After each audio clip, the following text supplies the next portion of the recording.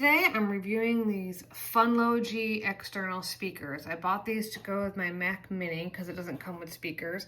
It has a USB power source, which right now is plugged into the back of my Mac Mini. You can also just plug it into the wall with a USB outlet plug. It hooks up to audio right here, and you have to choose your speakers. You have to go over to here on your Mac, if this is a Mac, and choose your sound. And with your sound settings here, you have to choose external headphones, and it'll work just fine. And I keep the sound all the way up so that I can control the sound level with this knob right here. So let's take a look at this copyright-free music and see what it sounds like.